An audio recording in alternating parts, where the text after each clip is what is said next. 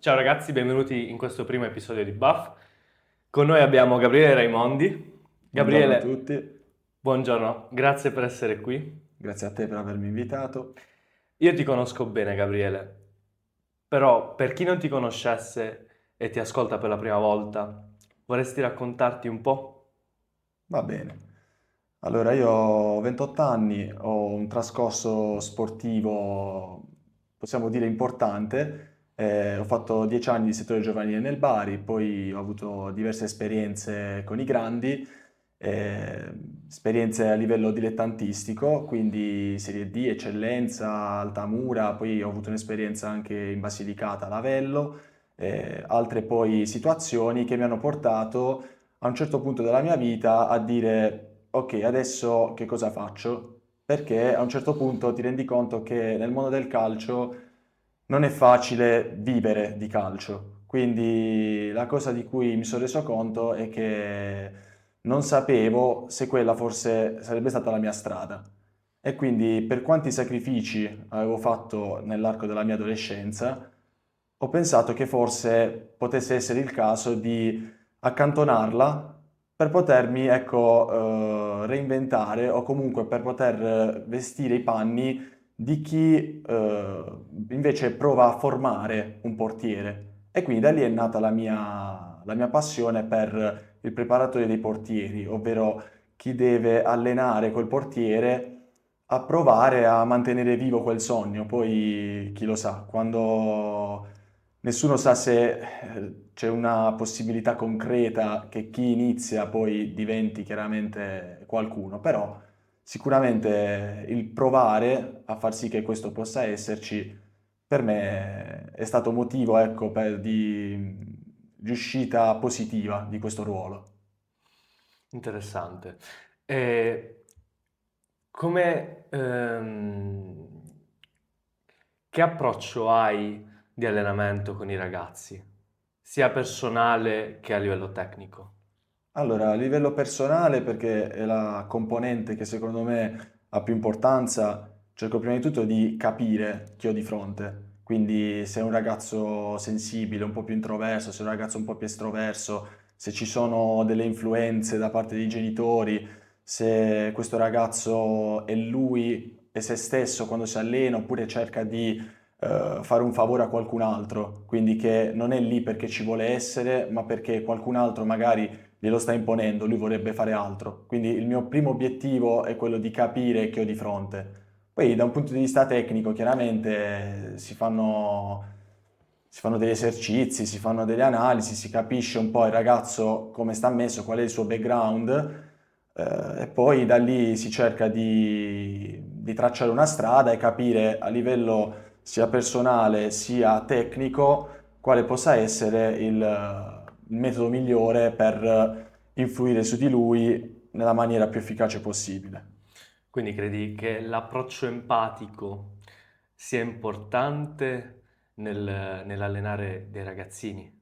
Secondo me è la cosa più importante, cioè è praticamente la base da cui partire. Secondo me se non si ha quel tipo di approccio non si può ottenere il massimo da quel ragazzo, da quella ragazza, perché a volte mi è capitato di allenare anche delle femminucce, quindi secondo me quella è la cosa proprio dalla quale non si può prescindere. Cioè se non riesci a capire quel ragazzo che cosa sta vivendo, quali sono le emozioni che lui vive, se lui è teso, se lui invece è sciolto, perché magari è un ragazzo che già è abituato a gestire l'ansia, la tensione, come puoi poi cercare o pensare di avere un'influenza su di lui? Cioè lui deve prima di tutto riconoscerti come persona e poi come allenatore dei portieri, come figura tecnica. Se ti riconosce come persona, secondo me già puoi ottenere da lui il 90%.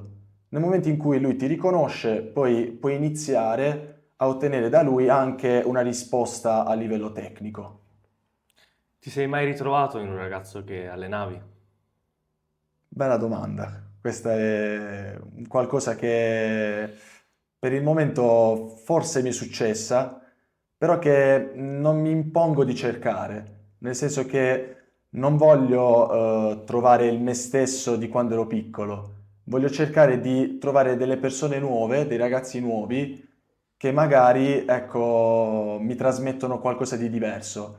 Però sì, magari la voglia a volte di voler emergere, di volersi impegnare, di voler fare quel sacrificio in più, mi è capitato di trovarla e non ti nascondo che con te pure ho avuto ecco, come si può dire, Sensazione. questa sensazione e quindi Piccola parentesi, scusami.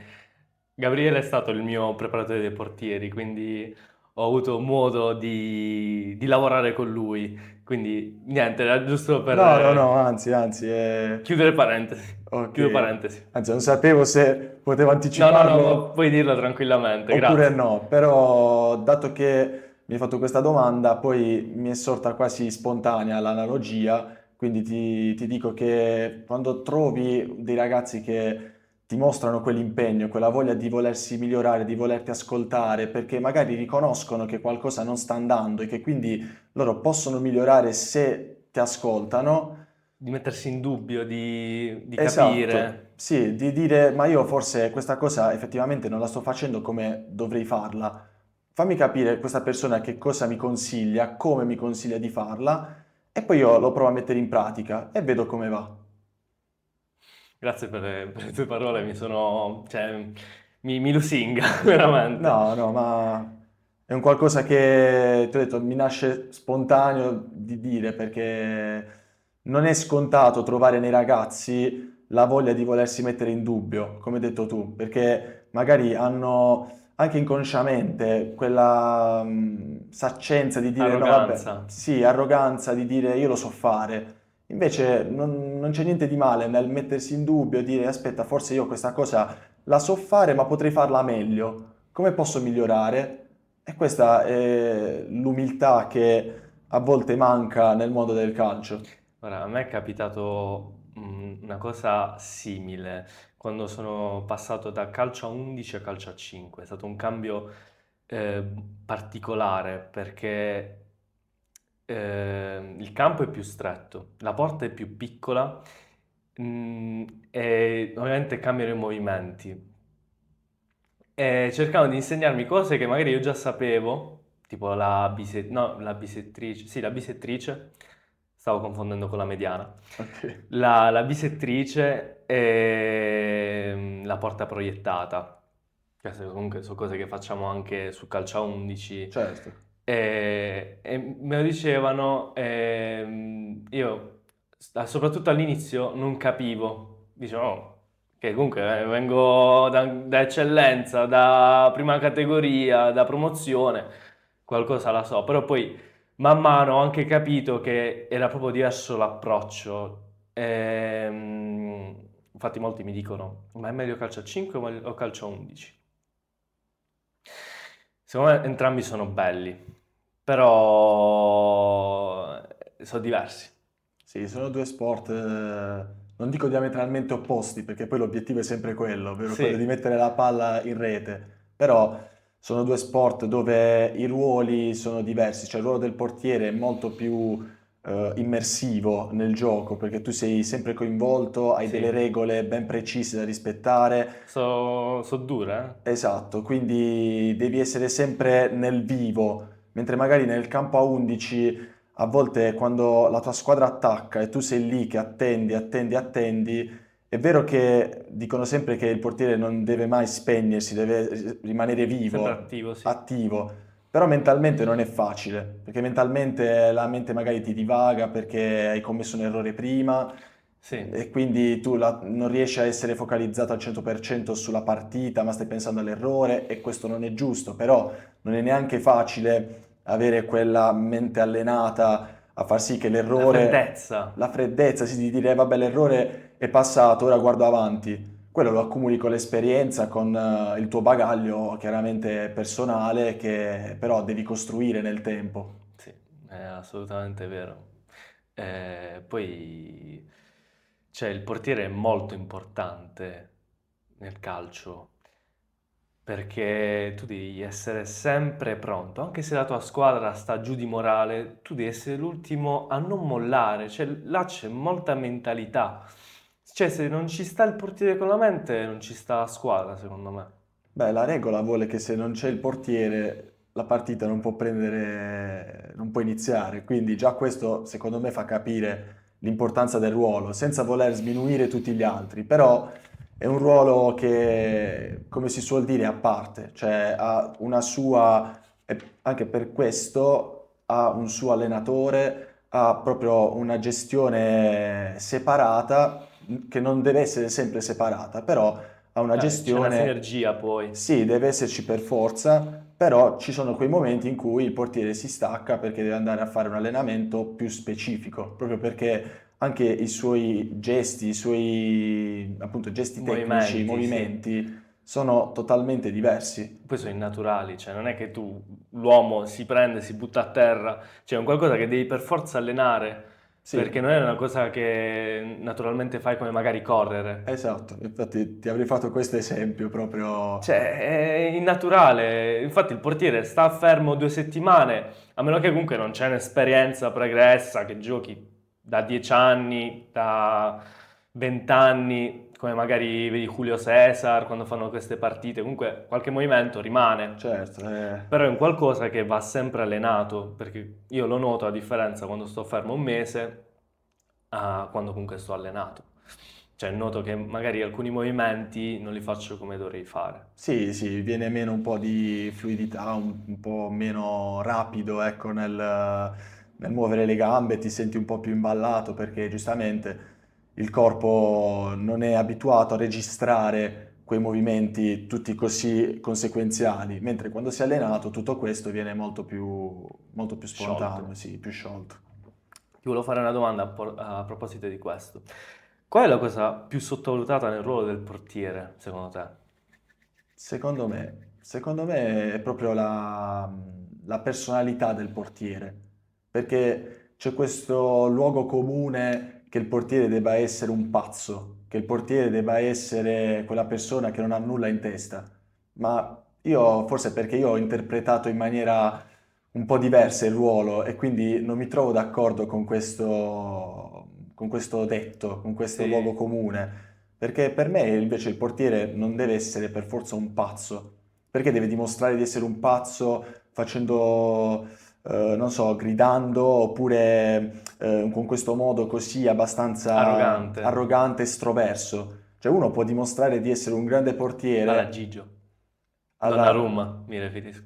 cioè, anche essendo una persona più pacata, più tranquilla, a me viene in mente, oltre Donnarumma, anche Maignan o anche Sommer, portieri che non fanno vedere tutto questo, ecco, non mostrano, ma mostrano con i fatti, con il fatto di essere presenti sul campo, perché il loro, ecco, si fanno sentire nella gestione proprio del come parlano alla squadra, del come loro si approcciano a qualsiasi gesto tecnico che devono fare. Quindi per me la cosa più importante è valutare la personalità e l'aspetto caratteriale di un portiere. Una volta che hai capito quello, poi puoi far arrivare tutto il resto. Cioè se non ho capito, ecco perché io mi rifaccio al mio approccio, se non ho capito che ho di fronte, come posso costruirci qualcosa? Per me quello è l'aspetto fondamentale. Crea una sinergia con chi alleni. Sì, è la cosa proprio che ti permette di ottenere il massimo da quella persona e che poi permette anche a te stesso di dare il massimo, perché se anche, cioè, sto stimolo deve essere contraccambiato, cioè oltre a riceverlo io dal ragazzo devo anche poterlo dare, ma se non metto in condizione quel ragazzo di potermi dare uno stimolo, alla lunga poi, secondo me, quel percorso è destinato A morire. a morire, sì. Grazie. Ehm, Dato che Buff non si occupa solo di calcio, ma del livello proprio personale, quindi un connubio tra sport e la persona, adesso vorrei cominciare entrando nella parte emotiva del podcast, chiedendoti, quando hai capito che lo sport non era qualcosa che facevi, ma qualcosa che bensì ti definiva? Allora, anche questa è una bella domanda. Ma penso che questa cosa l'ho capita fin da subito, proprio perché ho sempre avuto la necessità di voler mettermi in gioco, quindi attraverso lo sport potevo fare questo. E poi nel tempo ho potuto constatare tutte quelle batoste che magari ho ricevuto quando sei un po' più giovane, che sei molto più emotivo e quindi anche le cose che ti vengono dette, ti vengono fatte, le cose che tu vedi, chiaramente le analizzi in una maniera diversa, in una maniera un po' più adolescenziale, quindi non sei tanto abituato a quella gestione delle emozioni. Quindi ti dico che da subito, e poi per fortuna ho potuto capire che tutto ciò che ho vissuto mi ha fatto bene, mi ha costruito, mi ha permesso di approcciare tutto quello che è venuto dopo nella mia vita in maniera molto più sicura, in maniera molto più disinvolta. Con questo non voglio dire che sono una persona impavida che non ha paura di niente, di nessuno, però ecco che la gestione delle emozioni mi ha permesso di vivere meglio determinati momenti della mia vita. Banalmente anche un esame universitario è stato gestito da parte mia in una maniera molto più serena, quando invece noto che altri coetanei, altre persone che non hanno avuto il mio vissuto da persona di sport, non hanno, ecco, quella consapevolezza di se stessi e quindi poi, per loro sfortuna, vivono in maniera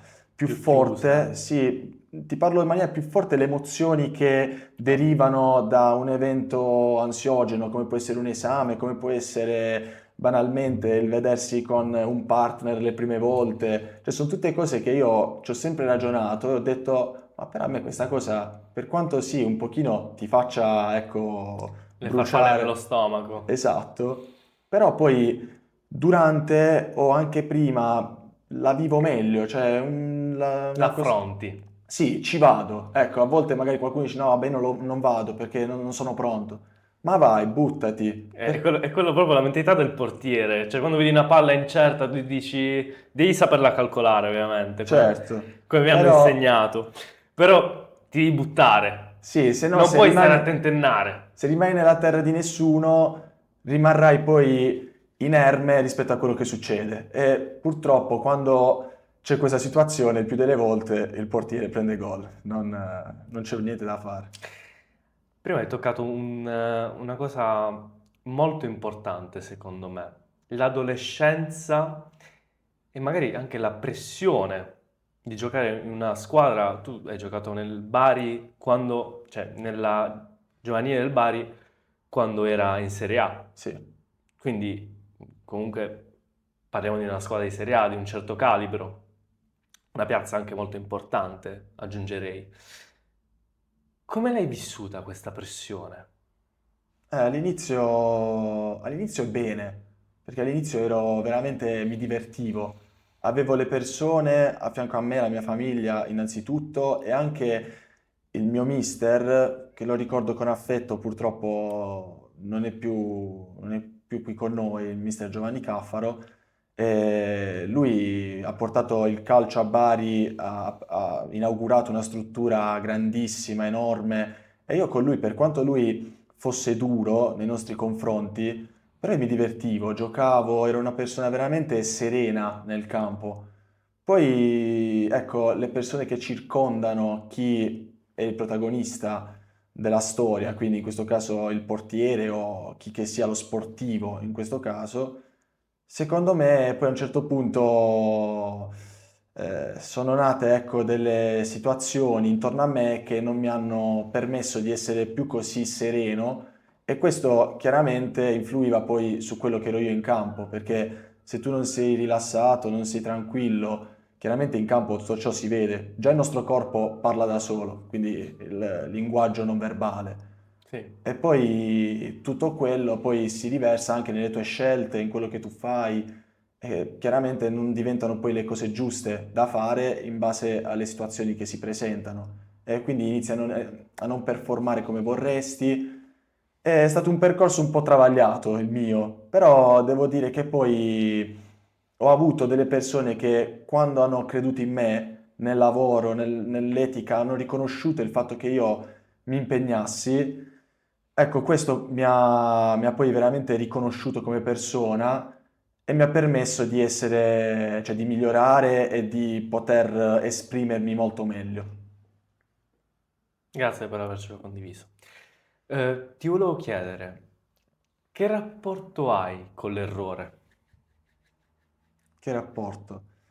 Ma all'inizio un rapporto, ecco, un po' troppo conflittuale, perché pretendevo molto da me stesso e forse anche tuttora sono riuscito a limare questo rapporto, però comunque quando sono in campo, che può essere il torneo amatoriale o può essere la partita ufficiale, comunque cerco di essere pretenzioso nei miei confronti, ma semplicemente perché cerco di voler dare il massimo. Quindi questa voglia di voler dare il massimo, a volte quando commetti un errore te lo rimproveri tanto, però all'interno della partita, per fortuna, sono riuscito ad arrivare a quello step in cui se hai commesso un errore fa niente, cioè ormai è andato, ormai Si pensa all'azione successiva. sì, devi pensare immediatamente all'azione successiva, però come abbiamo detto prima è un bagaglio che ti costruisci nel tempo, non puoi pensare di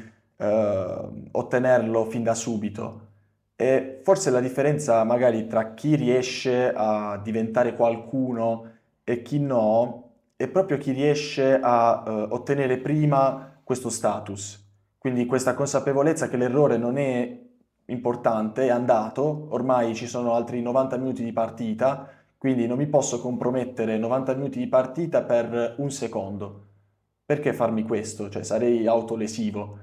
Allora, in base a questo, chi riesce ad ottenere prima questo livello di maturazione, secondo me ha più chance di poter, ecco, dire la sua nel mondo del calcio. Poi questo chiaramente dipende da tantissimi altri fattori, però ecco, in campo riuscire ad aver costruito già in maniera, ecco, primordiale questa cosa diventa un punto molto importante. Tu credi che questo essere pretenzioso, essere duro con te stesso, connesso allo sport, quindi connesso al ruolo del portiere, è dovuto all'importanza che c'è il portiere in campo? Mi spiego meglio. No, no, no, ti ho capito. Sì, ti rispondo di sì, perché tu sai che dietro di te non c'è nessuno se non la porta. Quindi il fatto di non avere quasi per nulla margine d'errore fa sì che tu tutte le cose che vuoi fare le vuoi fare al meglio, perché hai la consapevolezza che se fai un errore, il 99% delle volte quell'errore si trasforma in un gol. Ecco, da questo, secondo me, ne deriva il fatto che almeno io cerco di essere quanto più concentrato, quanto più attento possibile, perché se dovessi commettere l'errore, poi non c'è modo di poter rimediare. Sicuramente l'errore non determina la tua persona o non determina il fatto che tu possa o non possa diventare qualcuno o non diventare qualcuno, perché l'errore fa parte del percorso. Sì, Sembrano frasi fatte, però no. sono frasi che a volte è meglio dire, perché altrimenti poi si pensa che non si possa farlo. L'errore deve essere fatto, però deve essere costruito, cioè deve essere costruito intorno alla persona che commette quell'errore un mondo in cui quella persona deve sentirsi tranquilla di poterlo commettere, perché sa che nessuno gli griderà addosso, nessuno avrà quel pugno duro di farti cadere il mondo perché hai commesso quell'errore. Ne commettiamo tutti i giorni, quindi quello è uno dei tanti, sarà uno dei tanti che però ti permetterà di poter costruire la persona migliore del futuro. Mi hai ricordato giusto una cosa. A me è capitato che mi proposero di andare a giocare per una squadra in una partita in cui avevo subito molti gol, però non c'era la squadra a mio favore. Però nonostante io avessi subito tanti gol, 3 o 4, di cui uno su rigore, mi volevano ingaggiare. Io con il tempo, crescendo, quello che ho capito è che molte volte cioè, non dipende da te se subisci gol o meno, perché alla fine poi non sei tu che fai la squadra, ma c'è Sì, per- l'errore del centrocampista, poi l'errore del difensore che non marca bene, centrocampo perde palla, difensore non marca bene, arriva in porta e segna. Magari il portiere avrebbe potuto fare qualcosa di più, ma avrebbe potuto fare qualcosa di più anche anche il il centrocampista. difensore. Certo. Eh, cosa ne pensi di questo? Cioè, secondo te il peso non dipende solo dal portiere in questo caso? Assolutamente no, ma perché è un gioco di squadra. Sì, Secondo me la risposta è più semplice di quello che si possa immaginare. È uno sport di squadra, quindi lo sport di squadra implica il fatto che se si prende gol, non ha preso gol solo il Marco, portiere. ma ha preso gol la squadra di Marco, in cui gioca Marco, e in cui giocano anche tutti quelli che stanno in panchina, che stanno in tribuna, che stanno a casa perché erano malati, il dirigente, il tifoso. Quindi il concetto di addossarsi per forza Le il colpe. carico esatto dell'errore, la colpa del gol subito, ci può stare se io assumo poi un atteggiamento propositivo perché dico io non voglio prendere gol, voglio migliorarmi, voglio cercare di evitare, ma poi anche ricordo un'intervista di un discorso magari motivazionale di Federer in cui lui fa elenco di tutti gli errori che ha fatto, di tutte le cose che magari non sono andate bene, poi elenca anche i punti che lui ha fatto, tutte le cose che invece sono andate in maniera diversa, e però tutti quegli errori non hanno determinato poi che Federer non sia diventato un grande tennista, anzi, cioè lui poi è diventato un super tennista. E perché dico questo? Perché il concetto vuole che se noi siamo una squadra, se prendiamo gol è perché fin dal principio, magari fin dall'attaccante, qualcosa non è andato, qualche movimento, poi chiaramente purtroppo l'azione avanza e il centrocampista non riesce a metterci una pezza, il difensore nemmeno, se non riesce neanche il portiere abbiamo preso gol, però non è che ha preso solo il portiere gol, il portiere è quello che prova a essere il guardiano della porta, ma Sì. poi ce ne sono altri 10 che devono dargli una mano, Chiaro. quindi È un po', cioè secondo me il portiere analogamente è un po' come un pugile, deve sapere incassare. Cioè non importa se prendi gol, l'importante è che continui, cioè, sì, caparbio a fare il tuo ruolo. esatto, continui il tuo incontro e poi chiaramente se lo vinci, se lo perdi. Però non puoi mollare alla prima ripresa solo perché hai preso un pugno in faccia. Cioè, devi andare avanti, devi costruire, devi voler divertirti anche, perché poi una partita di calcio è divertimento. Sì, Quindi perché mi devo compromettere se faccio un errore al 10° del primo tempo? Perché mi devo compromettere gli altri 90 minuti più recupero solo perché ho fatto un errore? Dai, tutta la partita, mi voglio divertire, voglio continuare a cambiare le sorti, ecco, di quella partita, in positivo, chiaramente. perfetto. C'è stata una sconfitta che ti ha insegnato più di una vittoria?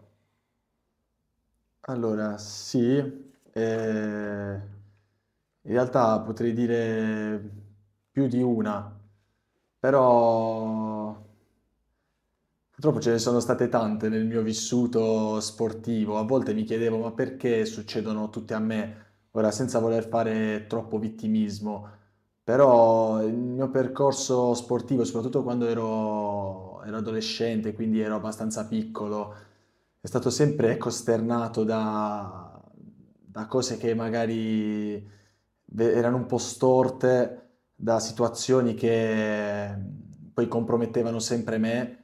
E quindi forse l'episodio un po' più, ecco, che mi ha segnato, che ora ricordo col sorriso, però che in quel momento mi ha lasciato veramente delle vibes molto negative, è stato quando il primo anno di giovanissimi regionali, quindi il primo anno in cui noi iniziavamo a giocare a 11, praticamente io avevo questo mister nuovo che non tanto mi vedeva e quindi però per me non era un problema, cioè io mi allenavo, anzi cercavo di dare il massimo più di prima, proprio perché vedevo questo come una sfida, non come un qualcosa per mollare. E quindi io cercavo sempre di dare il massimo, di impegnarmi, quindi per me veramente era motivo di sprono tutto ciò. E una volta, dato che io partivo sempre poi nel secondo tempo, o giocavo la partita quella meno importante, quella domenica pioveva, brutto tempo, l'altro portiere lo vedo che non arrivava ancora, l'orario era passato già da un po'. Allora questo mister viene da me, mi guarda e con un sorriso quasi un po' come a dire, questo qua, lui proprio mi dice testuali parole, oggi devi giocare tu, hai visto? Ecco, in quel momento mi sono sentito proprio, Sfidato. sì, sfidato, però anche un po' denigrato, cioè affranto, perché cioè, non mi aspettavo da parte di una figura adulta, da parte di un mister, un atteggiamento così. Cioè, pensavo che magari, ecco, quella persona venisse da me e mi dicesse, ehi Gabri, oggi devi giocare, mi raccomando, piuttosto che farmi sentire ancora peggio di quanto già non mi sentissi. Quindi ecco, se ti posso proprio individuare un momento, ti parlo di questo episodio, che ora non mi fa né caldo né freddo, però al me di quando avevo 14 anni ha dato tanto a livello negativo, È chiaro, purtroppo. ti sei sentito sminuito in quel momento. Sì, esatto, è la parola corretta. Io- Credi che ci possano essere altri approcci che un mister possa avere con i ragazzi? Sicuramente, cioè, ce ne sono tantissimi perché secondo me variano a seconda del ragazzo che tu hai di fronte. Quindi in base alla persona che tu hai puoi un po' modificare quello che è il tuo approccio, non puoi pensare che quello che tu fai vada bene per tutti, sia universale. Però sicuramente capire la persona che hai di fronte, quindi ritorniamo un po' al punto iniziale, il materiale umano col quale noi ci interfacciamo. Chi è quella persona? Quel ragazzo ha bisogno di uno sprone in più oppure è un ragazzo che magari cioè, già da sé ha quella consapevolezza, quella maturità e non ha bisogno tanto della parola di conforto. Invece c'è il ragazzo che ha bisogno di un conforto in più, ha bisogno di essere spronato perché magari ogni tanto si addormenta, quindi devo cercare di tenerlo sul pezzo. Ecco, di approcci, secondo me, ce ne sono tanti quanti sono i ragazzi che tu hai di fronte. E proprio lì fai la differenza. Quando tu hai l'umiltà di riconoscere che il tuo metodo non è universale, bensì va adattato a quelli che sono i ragazzi che tu hai di fronte. Io so che fai anche il docente, vero? Sì. Come, come ti approcci agli studenti invece? Beh, con i ragazzi sicuramente si hanno delle responsabilità maggiori, perché quando vivi il contesto scolastico ci sono delle responsabilità, ci sono delle regole che magari nell'ambito sportivo, ecco, sono un po' più distese, quindi a scuola devi cercare di essere un po' più fermo, però allo stesso tempo i ragazzi di oggi sono un po' più fragili, quindi si ha bisogno di quell'approccio empatico, cioè non puoi pensare di imporre ai ragazzi di oggi quello che tu vuoi fare, devi cercare sempre di porre i ragazzi in quella maniera perché tu non sai loro cosa stanno passando. Soprattutto io mi interfaccio con ragazzi di scuola media, quindi ragazzi che iniziano il percorso adolescenziale e in quel percorso, all'inizio di quel percorso, ci sono tanti ragazzi che iniziano a non riconoscersi più, che perdono un po' la bussola, che hanno bisogno di una figura di riferimento. Quindi io cerco in maniera un po' utopistica di essere quel loro faro in mezzo alla tempesta e se loro hanno bisogno di me, io gli faccio capire che io ci sono. Se loro vogliono venirmi a parlare, se loro hanno voglia di volersi confidare, cioè non sono il docente che si ferma all'interrogazione o si ferma semplicemente a fare il suo ruolo.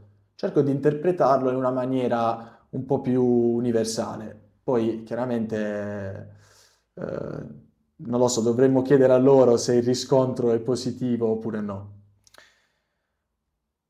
Se dovessi dare un consiglio a un ragazzo che sente la pressione, che ha paura di sbagliare, che consiglio gli daresti?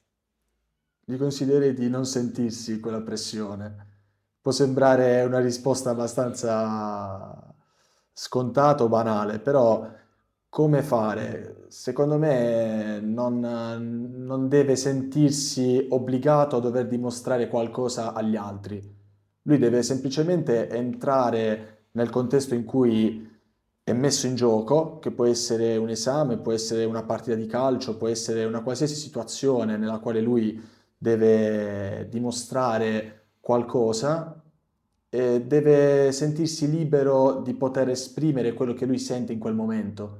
Cioè, ecco, la libertà di poter essere se stessi. Non deve imporsi di dover fare bene perché qualcun altro ha delle aspettative su di lui, perché egli stesso ha delle aspettative su se stesso. Deve sentirsi nella comfort zone di poter dare a quella situazione quello che lui ha da dare in quel momento. Poi è chiaro che purtroppo dirlo è un conto, farlo è tutto un altro conto, però provarci, ecco, sentirsi libero di poter fare quello che... Esprimersi. Esprimersi, sì, semplicemente esprimersi senza quel giudizio che qualcun altro può darmi. Io devo fare quello che sento. Non posso impormi altro solo perché altri hanno delle aspettative su di me. Io devo sbagliare con la mia testa. Io se entro in campo devo essere libero di poter fare quello che io sento di fare. Né il mister né io devo fare ciò che sento. Punto. Non devo imporre a me stesso cose che altri vogliono che io faccia. Va bene, grazie per avercelo condiviso. E proprio su questo punto, sulla paura, voglio trarre un'altra domanda, che è la domanda chiave di Buff, ovvero qual è stata la tua paura più grande e come l'hai affrontata e come l'hai superata? La mia paura più grande è sempre stata forse quella di dover gestire l'ansia, quindi il fatto di pensare di non essere all'altezza, la consapevolezza di se stessi, quindi la paura appunto di non poter essere abbastanza per quella situazione. Io ho cercato sempre di gestire, ecco, queste emozioni così forti che prima di una partita magari proprio mi penetravano e non mi permettevano di essere tranquillo, sereno. E allora mi sono detto a un certo punto, ma io non posso compromettermi ogni volta, ogni santissima volta, prima di scendere in campo solo perché ho paura di sbagliare. Io devo provare a sbagliare, devo provare a fare quello che so con la naturalezza che io ho quando mi alleno, quindi quando so che non c'è magari da dimostrare nulla a nessuno e devo provare a gestire questa mia situazione. Non è stato semplice perché chiaramente sono delle cose che ti entrano nella testa e che tu provi, ci riprovi, certe volte non ci riesci neanche, però il volerci riuscire mi ha permesso a un certo punto di switchare e quindi di entrare in campo con una consapevolezza diversa, entrare in campo con quella voglia di essere me stesso, essere tranquillo, non avere la paura di sbagliare, la paura proprio certe volte di se stessi, perché tu hai paura di quella situazione, non sono in grado di farla, non sono in grado di gestirla. E allora, quando sono riuscito a switchare, poi neanche te ne accorgi, cioè entri in campo e ti senti tranquillo, ti senti sereno e riesci a fare le cose senza disperdere energia già prima, perché l'ansia poi che cosa fa? Ti toglie tutto, ti toglie, cioè hai quello stato di attivazione così Ti alto. risucchia le energie. Esatto, cioè ti senti come se Soggiogato. hai giocato già tutta la partita e in realtà devi ancora scendere in campo. e perché mi dovevo fare così male. Quindi nel tempo ho provato a gestire queste forti emozioni che ti entrano dentro e per fortuna sono arrivato a quel punto in cui quando sono in campo e quando devo affrontare una situazione della vita un po' più stressante, l'affronto con una serenità. Ecco, mi sono detto quel momento me lo devo godere, non deve diventare un momento dove io se lo ricordo devo avere ricordi negativi. Devo cercare di conservarmi il positivo di quell'esperienza. Molto bello come pensiero, mi hai lasciato spiazzato. Sì, perché poi sai, quando devi entrare in campo, quando sai di essere tu il protagonista di quella storia in quel momento e che quindi devi dare qualcosa, ti metti in dubbio. La nostra mente proprio ci sabota. Cioè, noi, per quanto siamo consapevoli di quello che dobbiamo fare, in quel momento pensiamo di non essere all'altezza, di non essere sufficienti, di non essere... Però chi riesce, come ho detto prima, ad arrivarci prima, al fatto che io invece sono abbastanza per quella situazione, io anzi quella situazione la gestisco e posso dare anche di più, chi ce la fa prima, ecco, ha la possibilità di poter da subito poi dimostrare quelle che sono le proprie capacità, perché quando noi non siamo impegnati, nessuno ci guarda, nessuno, quella cosa ci viene così in un batter d'occhio e quindi sentiamo di essere bravissimi. Poi quando lo dobbiamo fare davanti a un pubblico, oh cavolo, qui c'è qualcosa che non va. Perché? Perché l'ansia inizia un po' a giocarci contro. E noi dobbiamo essere superiori a lei. Anzi, dobbiamo far sì che, ecco, ci dia quella energia che si cambi, si trasformi in energia positiva per poi Cavalcare darci, l'onda. bravissimo, e darci quella cosa in più che ci può far fare la differenza in quel momento. Grazie per essere stato con noi, Gabriele. Io credo che